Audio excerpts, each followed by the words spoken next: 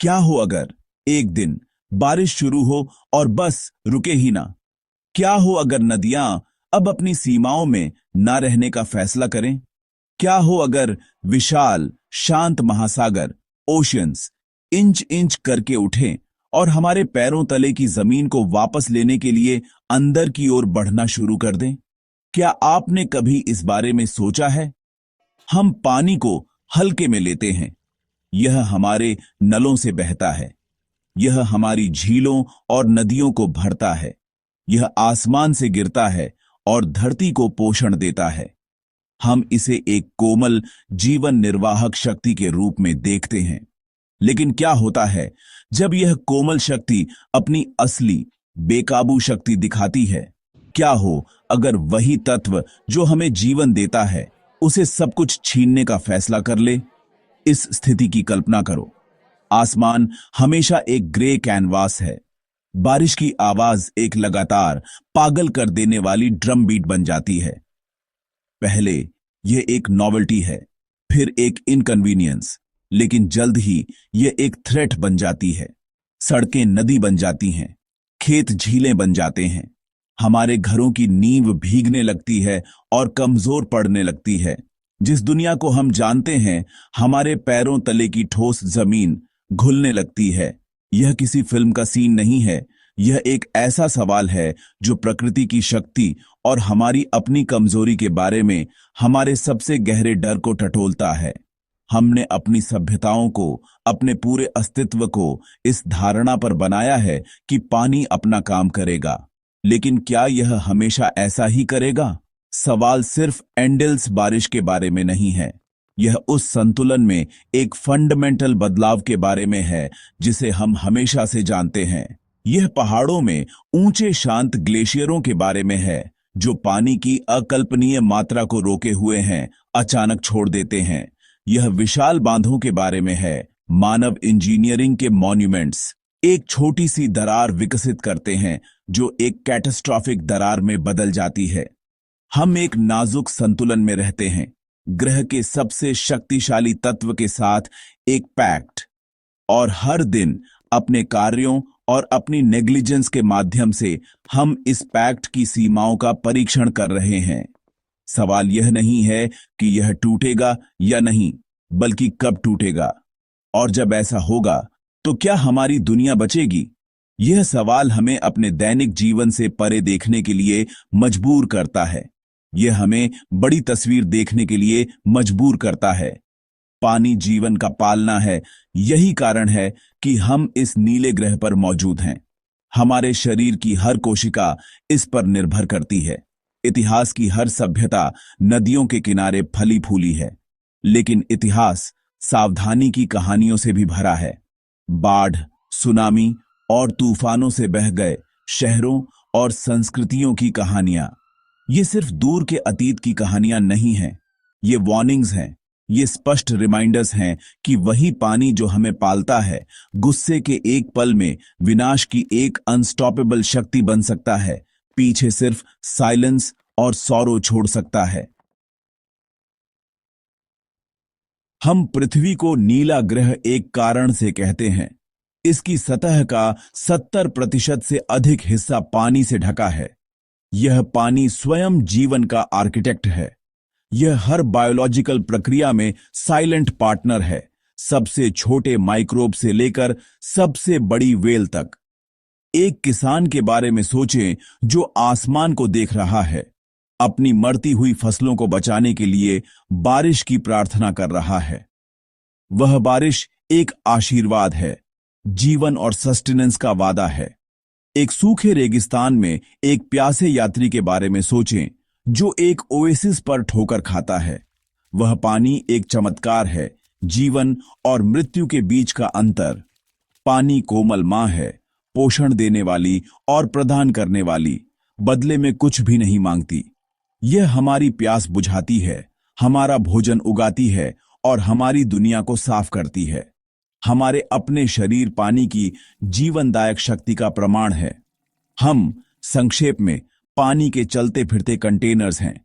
यह हमारी नसों से बहता है, हमारे तापमान को नियंत्रित करता है और हर विचार और कार्य को सक्षम बनाता है। मानवता का इतिहास नील, सिंधु और गंगा जैसी नदियों के किनारे लिखा गया है।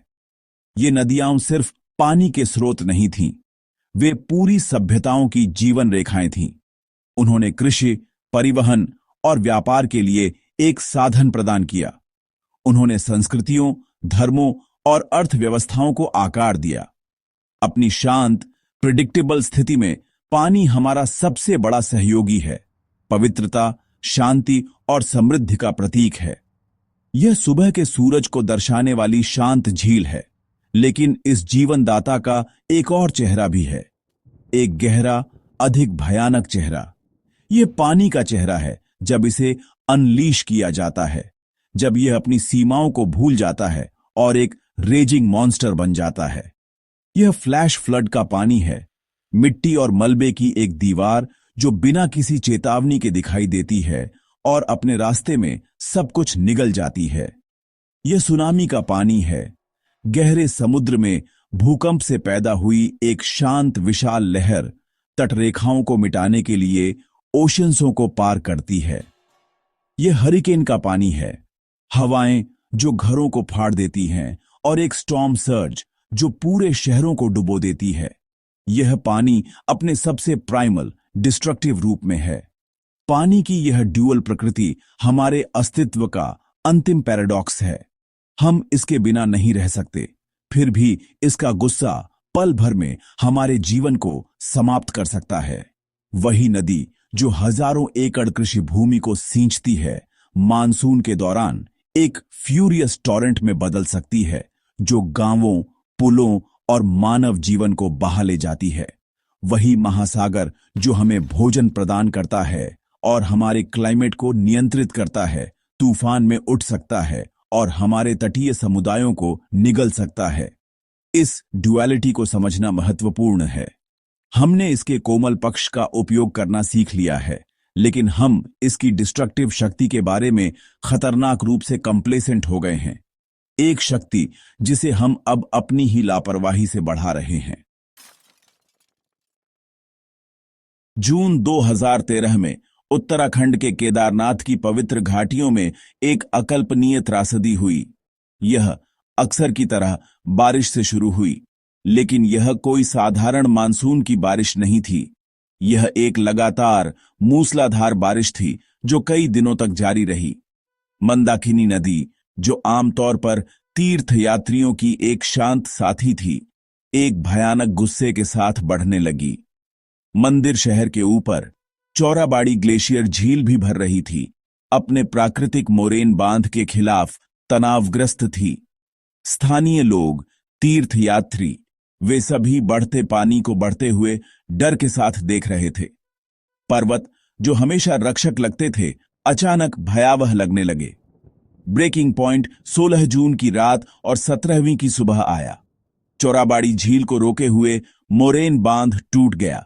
पानी, बर्फ और चट्टान की एक विशाल मात्रा अनलीश हो गई। यह एक बम की शक्ति के साथ पहाड़ से नीचे गिर गई। यह सिर्फ एक बाढ़ नहीं थी, यह एक लिक्विड एवलांच थी। चश्मदीदों ने एक साथ 1000 जेट विमानों के उड़ान भरने जैसी आवाज का वर्णन किया, जिसके बाद काले पानी और पत्थरों की एक दीवार, कुछ घरों जितनी बड़ी, घाटी से नीचे गिर रही थी। इसने अपने रास्ते में सब कुछ मिटा दिया।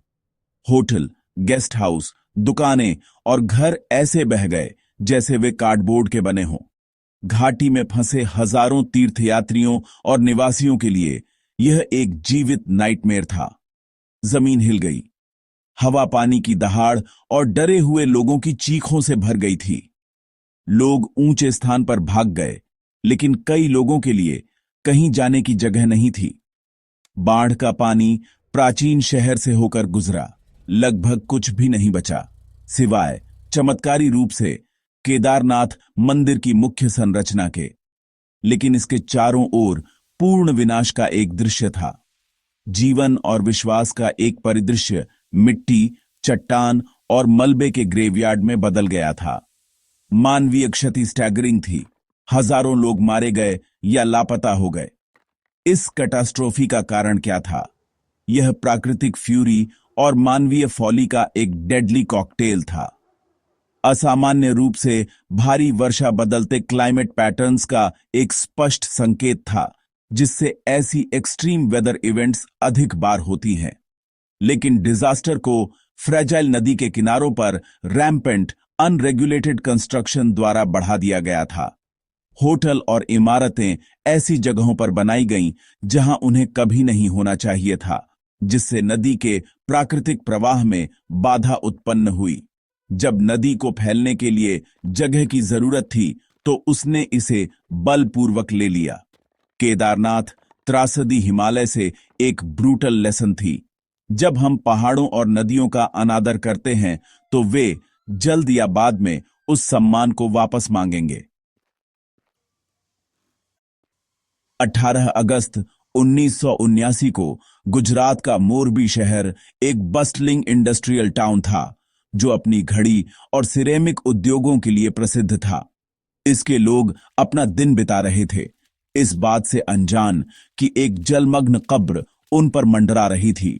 लगभग 60 किलोमीटर ऊपर की ओर मच्छू 2 बांध एक विशाल जलाशय को रोके हुए था, जो 1 सप्ताह की लगातार मानसून की बारिश से फूल गया था। वर्षा अनप्रेसिडेंटेड थी, जो बांध को संभालने के लिए डिजाइन की गई थी, उससे कहीं अधिक थी। इंजीनियर और अधिकारी खतरे को जानते थे। उन्होंने बांध के गेट खोलने के लिए संघर्ष किया, लेकिन बहुत देर हो चुकी थी। दबाव हर सेकंड बढ़ रहा था, बांध की मिट्टी की दीवारों के खिलाफ। दोपहर की शुरुआत में अनथिंकेबल हुआ, बांध टूट गया। पानी की एक विशाल दीवार अनुमानित 12 से 30 फीट ऊंची अनलीश हो गई। यह नदी घाटी से अविश्वसनीय गति से नीचे की ओर बढ़ी, विनाश का एक चर्निंग रोरिंग मैस। इस मैन मेड सुनामी को मोरबी के अनसस्पेक्टिंग शहर तक पहुंचने में बस कुछ ही घंटे लगे। व्यापक वार्निंग्स नहीं थीं, आबादी को सचेत करने के लिए कोई सायरन्स नहीं थे। अधिकांश लोगों के लिए आपदा का पहला संकेत आने वाले पानी की भयानक दहाड़ थी। यह एक ऐसी आवाज थी जिसने अंत का संकेत दिया। पानी ने मोरबी को अकल्पनीय बल से मारा। यह एक कोमल वृद्धि नहीं थी, यह एक वायलेंट इंपैक्ट था। पानी की दीवार घरों, कारखानों और दुकानों से टकराई, कंक्रीट की संरचनाओं को सेकंड में मलबे में बदल दिया। इसने कारों, पशुधन और लोगों को समान आसानी से बहा दिया। पूरा शहर मिनटों में डूब गया। जो लोग ऊंचे फर्श या छतों पर थे, वे भाग्यशाली थे कि उन्होंने अपने दोस्तों, परिवार और पड़ोसियों को कीचड़ भरे स्वर्लिंग धाराओं द्वारा निगलते हुए आतंकित होते देखा। घड़ियों का शहर शांत हो गया, उसका समय मृत्यु और विनाश की एक लहर से जम गया। जब पानी आखिरकार कम हुआ, तो उसने एक ऐसा शहर छोड़ दिया जो अनरिकॉग्नाइजेबल था। यह अपोकलिप्टिक रूइन का एक परिदृश्य था, जो कीचड़ की एक मोटी परत से ढका था। आधिकारिक तौर पर मरने वालों की संख्या लगभग 2000 लोगों का अनुमान है, लेकिन कई का मानना है कि वास्तविक संख्या कहीं अधिक थी, संभवतः 25,000 तक पहुंच गई थी। क्या यह सिर्फ भगवान का एक कार्य था? नहीं, जबकि वर्षा एक्सट्रीम थी, डिजास्टर इंजीनियरिंग और प्रशासन की एक कैटास्ट्रोफिक फेलियर थी। बांध का डिजाइन पानी की मात्रा को संभाल नहीं सका और शहर को समय पर और प्रभावी वार्निंग देने में विफलता ने इसकी नियति को तय कर दिया। मच्छू बांध डिजास्टर एक चिलिंग रिमाइंडर है कि हमारी सबसे बड़ी रचनाएं हमारे सबसे घातक दुश्मन बन सकती हैं।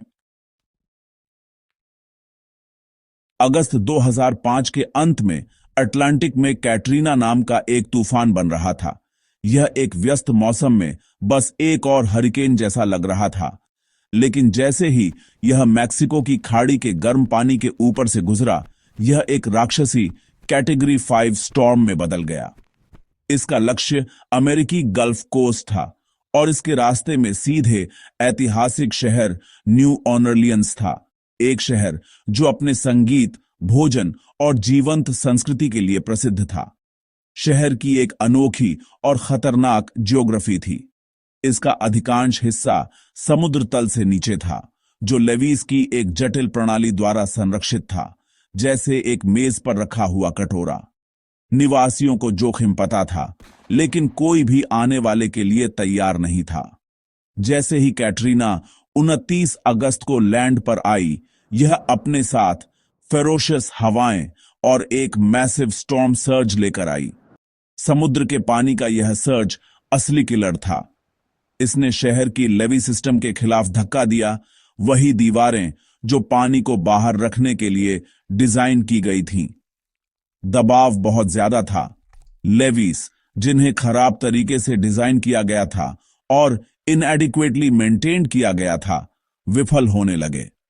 50 से अधिक स्थानों पर उन्हें ब्रीच किया गया या ओवरटॉप किया गया। गल्फ और लेक पॉन्चरट्रेन से पानी शहर में बहना शुरू हो गया।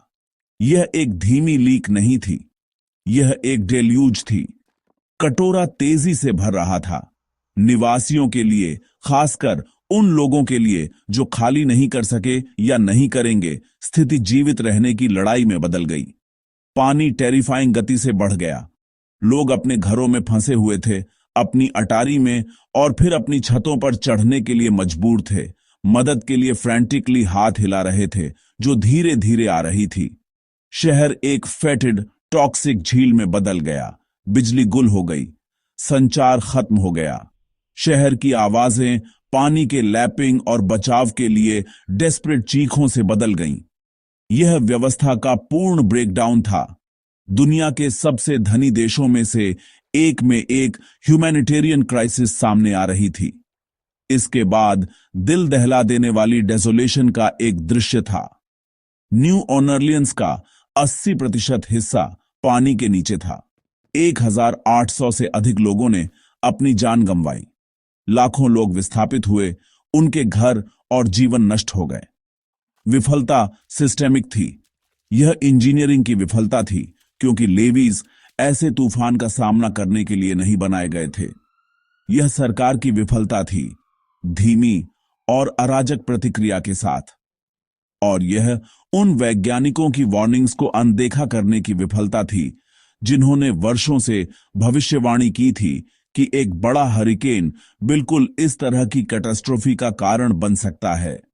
कैटरीना ने दुनिया को दिखाया कि प्रकृति के क्रोध को मानव लापरवाही से बढ़ाए जाने पर एक आधुनिक महाशक्ति भी असुरक्षित होती है।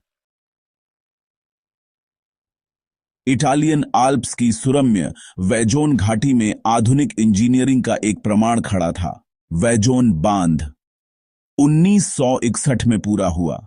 यह दुनिया के सबसे ऊंचे बांधों में से एक था। इटली की युद्ध के बाद की प्रगति का प्रतीक। इसे जल विद्युत शक्ति उत्पन्न करने के लिए बनाया गया था, एक उज्जवल भविष्य का वादा करते हुए। लेकिन शुरुआत से ही चेतावनी के संकेत मिल रहे थे। जलाशय के किनारे का पहाड़ मोंटे टोक अस्थिर के रूप में जाना जाता था। इसका नाम स्थानीय बोली में कुछ लोगों द्वारा ऑमिनसली चलने वाला पहाड़ के रूप में व्याख्या किया गया था। भूवैज्ञानिकों ने छोटे भूस्खलन और जमीन के हिलने डुलने को देखा जब जलाशय भरा गया, लेकिन बांध का प्रबंधन करने वाली कंपनी द्वारा उनकी चिंताओं को दुखद रूप से अनदेखा कर दिया गया। कंपनी ने जलाशय को भरना जारी रखा, बिजली और लाभ उत्पन्न करने के लिए उत्सुक थी। उन्होंने प्रयोग किए, जल स्तर को ऊपर और नीचे किया, जिसने पहाड़ के किनारे को और अस्थिर कर दिया। नीचे के गांवों के निवासी, जैसे लोंगरोन, चिंतित हो गए। वे पहाड़ के कराहने की आवाज सुन सकते थे। वे जमीन में दरारें देख सकते थे। 9 अक्टूबर 1963 की रात को उनके सबसे बुरे डर सच हो गए। भारी बारिश हुई थी, जिससे मोंटे टोक का पहले से ही अस्थिर ढलान सैचुरेटेड हो गया था। रात 11 बजे से ठीक पहले पहाड़ का एक विशाल हिस्सा, 260 मिलियन क्यूबिक मीटर से अधिक चट्टान और मिट्टी, टूट गया। भूस्खलन 100 किलोमीटर प्रति घंटे से अधिक की गति से जलाशय में गिर गया। यह एक बाथटब में एक पहाड़ गिराने जैसा था। इस प्रभाव ने पानी की एक विशाल मात्रा को विस्थापित कर दिया, जिससे एक मेगा सुनामी बन गई। एक विशाल लहर अनुमानित 250 मीटर से अधिक ऊंची वेजोन बांध के ऊपर से गुजर गई। बांध स्वयं निर्माण का एक चमत्कार दृढ़ रहा। यह टूटा नहीं, लेकिन जिस लहर को इसे रोकना था वह बस इसके ऊपर से गुजर गई। पानी और हवा के दबाव की यह गारगांटुअन दीवार एक परमाणु बम की शक्ति के साथ नीचे की संकीर्ण घाटी में उतर गई। लहर ने लोंगरोन शहर और पियावे घाटी के कई अन्य गांवों को पूरी तरह से मिटा दिया। 5 मिनट से भी कम समय में उन्हें पृथ्वी के चेहरे से मिटा दिया गया। केवल हवा का झोंका इतना शक्तिशाली था कि पानी आने से पहले ही इमारतों को नष्ट कर दिया। लगभग 2000 लोग मारे गए। उनमें से कई अपने बिस्तरों में सो रहे थे। बिना किसी चेतावनी और भागने का कोई मौका नहीं मिला। जब सुबह हुई तो घाटी का फर्श एक सपाट कीचड़ भरा मैदान था, जहां कभी एक थ्राइविंग शहर खड़ा था। वेजोन डिजास्टर एक प्राकृतिक आपदा नहीं थी, यह एक मैन मेड कैटास्ट्रोफी थी। लालच, अहंकार और वैज्ञानिक वार्निंग्स की जानबूझकर उपेक्षा का सीधा परिणाम। पानी केवल हथियार था, मानवीय लापरवाही ने ट्रिगर दबाया। 7 फरवरी 2021 की सुबह उत्तराखंड के चमोली जिले में एक ब्राइट सनी दिन था। श्रमिक ऋषिगंगा और तपोवन विष्णुगाड़ जल विद्युत परियोजनाओं में व्यस्त थे, जो माइटी हिमालय से बहने वाली नदियों की शक्ति का उपयोग कर रहे थे। उनके ऊपर बर्फ से ढकी चोटियों में एक डिजास्टर चुपचाप सामने आ रही थी। चट्टान और ग्लेशियर बर्फ का एक मैसिव वेज, जो वर्षों के बढ़ते तापमान से कमजोर हो गया था, नंदा देवी पर्वत से टूट गया। यह हजारों फीट नीचे घाटी में गिर गया, गति और मोमेंटम इकट्ठा कर रहा था। यह बर्फ का एक साधारण एवलांच नहीं था, यह चट्टान, बर्फ और मिट्टी का एक कैटेक्लिज्मिक मिश्रण था।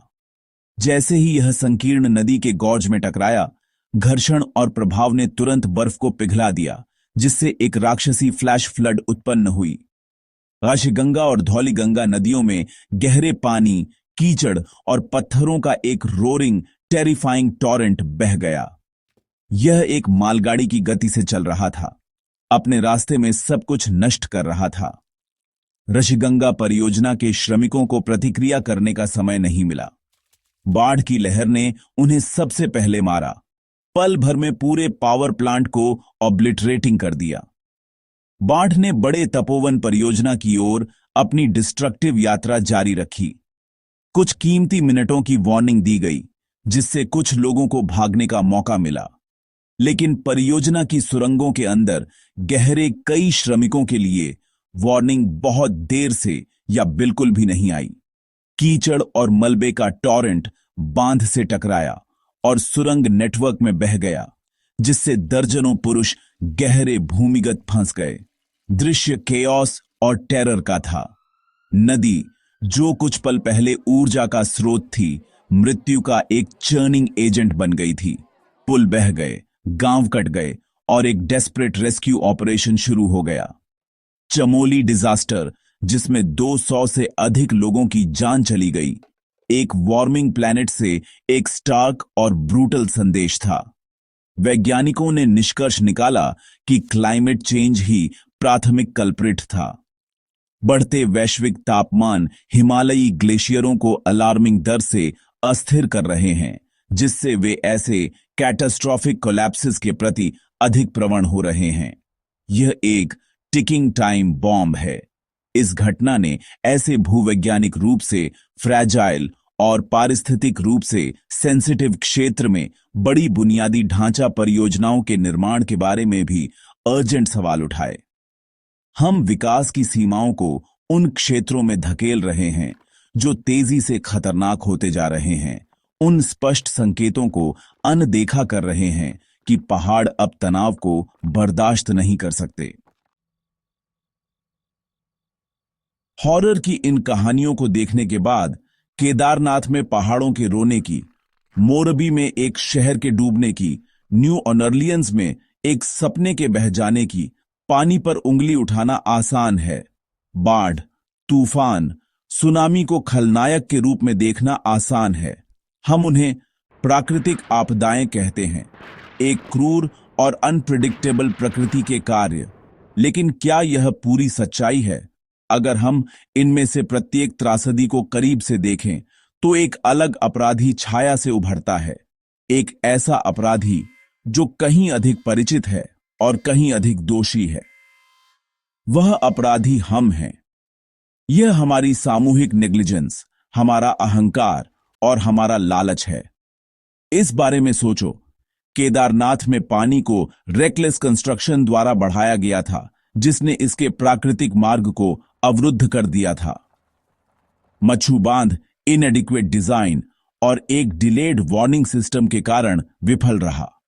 न्यू ऑरलियंस में लेवीज ढह गए क्योंकि उन्हें खराब तरीके से बनाए रखा गया था, जो इन्वेस्टमेंट और फोरसाइट की विफलता थी। वेजोन घाटी को इसलिए मिटा दिया गया क्योंकि एक कॉरपोरेशन ने लाभ की अपनी तलाश में स्पष्ट भूवैज्ञानिक वार्निंग्स को अनदेखा कर दिया था। चमोली फ्लैश फ्लड एक ऐसी आपदा थी जो क्लाइमेट चेंज से ग्रस्त और बुनियादी ढांचे से बोझिल क्षेत्र में होने का इंतजार कर रही थी। हर मामले में पानी विनाश का साधन था, लेकिन डिजास्टर का ब्लूप्रिंट मानव हाथों द्वारा खींचा गया था। हम सक्रिय रूप से अपनी दुनिया को और खतरनाक बना रहे हैं। अपने कार्बन इमिशंस के माध्यम से हम ग्रह को गर्म कर रहे हैं। इससे अधिक एक्सट्रीम वर्षा, अधिक शक्तिशाली हरिकेन्स और पिघलते ग्लेशियर होते हैं, जिससे अधिक बार और तीव्र पानी से संबंधित आपदाओं के लिए डाइस लोड हो जाते हैं। हम अनिवार्य रूप से पूरे वैश्विक जल प्रणाली पर दबाव बढ़ा रहे हैं। साथ ही हम अपने शहरों को फ्लड प्लेन्स में बनाते हैं। हम मैंग्रोव्स और वेटलैंड्स को नष्ट करते हैं, जो स्टॉर्म सर्जेस के खिलाफ प्राकृतिक बफर के रूप में कार्य करते हैं। हम भूवैज्ञानिक जोखिमों को पूरी तरह से समझे बिना नदियों पर बांध बनाते हैं। हम ऐसा व्यवहार करते हैं जैसे हम प्रकृति के स्वामी हैं, जबकि वास्तव में हम एक बहुत शक्तिशाली ग्रह पर रहने वाले सिर्फ किराएदार हैं। पानी हमारा दुश्मन नहीं है। यह ब्रह्मांड के भौतिक नियमों के तहत काम करने वाली प्रकृति की एक शक्ति है। इसमें कोई दुर्भावना या इरादा नहीं है। यह बस उन स्थितियों पर प्रतिक्रिया करता है जिन्हें हम बनाते हैं। जब हम वातावरण को गर्म करते हैं तो महासागर उस गर्मी को अवशोषित करते हैं और फैलते हैं। जब हम एक फ्रेजाइल पहाड़ के ढलान को ओवरलोडेड करते हैं तो वह ढह जाता है। जब हम नदी के रास्ते को अवरुद्ध करते हैं तो वह एक नया रास्ता खोजती है। असली समस्या हमारी सुनने से इनकार करना है। उस इमेंस शक्ति का सम्मान करने में हमारी विफलता है जिसके साथ हम रहते हैं। हम ग्रह को एक ऐसे संसाधन के रूप में मानते हैं जिसका शोषण किया जाना है, न कि एक घर के रूप में जिसकी देखभाल की जानी है।